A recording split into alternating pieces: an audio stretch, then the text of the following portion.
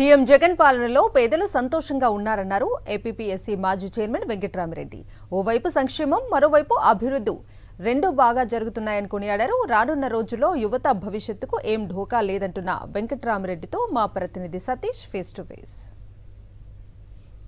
YS Jaganmohan Reddy bus యాత్ర 5వ రోజు కొనసాగుతుంది. అనంతపురం ఆ లోక్సభ నియోజకవర్గాన్ని పూర్తి చేసుకుని హిందూపురం లోక్సభ నియోజకవర్గానికి ప్రవేశిస్తున్నటువంటి దారి పొడుగునా కూడా పెద్ద ఎత్తున అన్ని వర్గాల నుండి మద్దతు లభిస్తుంది. ఇంటలెక్చువల్స్, విద్యావంతులు కూడా వైఎస్ జగన్మోహన్ రెడ్డిని కలిసి మద్దతు తెలుపుతూ ఉన్నారు. మనతో పాటు ఏపీపీఎస్సీ మాజీ చైర్మన్ వెంకట్రామిరెడ్డి ఉన్నారు. ఆయనతో మాట్లాడే ప్రయత్నం చేద్దాం. సార్, జగన్మోహన్ రెడ్డి గారి ఆ బస్సు యాత్ర జరుగుతున్న తీరుని చూస్తూ ఉన్నారు.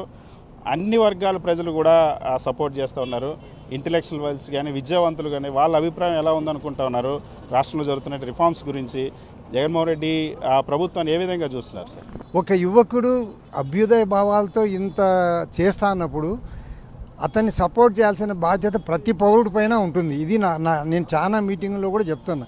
ఎందుకంటే ఎక్కడ కూడా కరప్షన్ ఛార్జెస్ లేవు, నలుగురికి బీదోళ్ళకి చేయాలా అనే ఒక తాపత్రయం ఉంది. మరి ఇట్లాంటి వాళ్ళకి మనం సపోర్ట్, అన్ని స్కీములు నేను చెప్పడం వేస్ట్, అందరికీ తెలుసు ఆ స్కీముల గురించి. ఎంతసేపు పేదలు పేదలు పేదలు అని తాపత్రయపడే ఒక వ్యక్తి ముఖ్యమంత్రిగా ఉంటే రాష్ట్రం ఆటోమేటిక్గా బాగుపడుతుంది. కాబట్టి ప్రజలు ఇది గుర్తుపెట్టుకొని జగన్ని మనస్ఫూర్తిగా సపోర్ట్ చేయాలని నేను కోరుకుంటున్నాను. చాలామంది అపోజిషన్ పార్టీస్ స్టేట్లో డెవలప్మెంట్ లేదు, వెల్ఫేర్ స్కీమ్స్ మాత్రమే పంచుతూ ఉన్నారు, ఇన్ఫ్రాస్ట్రక్చర్ కానీ ఇండస్ట్రీస్ కానీ డెవలప్ చేయట్లేదు అనేది ఒక లైన్ తీసుకెళ్తా ఉన్నారు. వాస్తవం ఏంటనుకుంటే? డెవలప్మెంట్ లేదని ఎట్లా అంటారండి? నేను అదే అందరికీ చెప్తుంటా. 17 మెడికల్ కాలేజీలు, ఒకటి కాదు రెండు కాదు, 17 మెడికల్ కాలేజెస్, వెలుగోడ రిజర్వాయర్కి 2 టన్నల్స్, 4 సీ పోర్ట్లు, తర్వాత లాట్ ఆఫ్ సాఫ్ట్వేర్ కంపెనీలు అంతా ఈరోజు వైజాగ్కి వస్తున్నాయి. Vizag is going to become a big IT city in future. మరి ఇవన్నీ పెట్టుకొని కూడా ఈరోజు నేను మా ఊరికి రోజు పోతానండి. పోయినప్పుడల్లా మా సచివాలయం ముందే పోతాను. మా ఊరు ప్రజలంతా రెగ్యులర్గా ఎంఆర్ఓ ఆఫీస్కి పోయి నానా అవస్థలు పడి రోజుల తరబడి ఉండి పని ఇప్పుడు సచివాలయంలో అక్కడే జనాలు ఉంటారు, పని చేసుకుంటారు, ఇంటికి వెళ్ళిపోతున్నారు.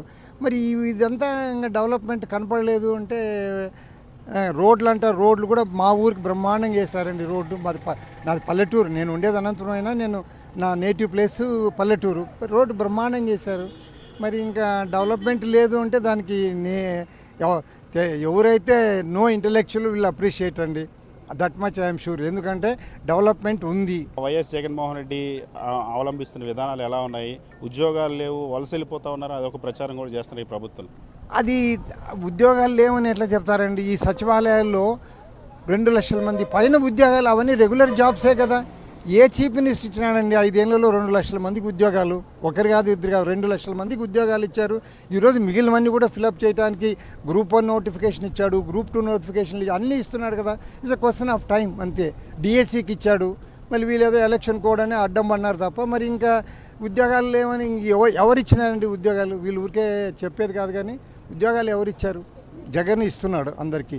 ఈరోజు అన్ఎంప్లాయిడ్ పిల్లలు దే ఆర్ హ్యాపీ, వాళ్ళకు ఒక కాన్ఫిడెన్స్ ఉంది. ఈరోజు కాకపోయినా మాకు ఇప్పుడు మిస్ అయినా నెక్స్ట్ అయినా వస్తుంది అనే తాపత్రయంతో ఉన్నారు మీకు. కాబట్టి ఉద్యోగాల కోసం వలస పోవాల్సిన అవసరం అయితే లేదు. నెక్స్ట్ ఎలక్షన్ రిజల్ట్ ఎలా ఉండబోతుంది అనుకుంటున్నారు? ఇది నథింగ్ బట్ సునామీ, అంతకంటే ఏం చెప్పలేనండి. రాష్ట్రంలో ప్రజల జీవనం కూడా ప్రశాంతంగా కొనసాగుతుందని ఏపీపీఎస్సీ మాజీ చైర్మన్ వెంకట్రామిరెడ్డి చెప్తున్నారు. వీడియో శివతో సతీష్, సాక్షి టీవీ, అనంతపురం.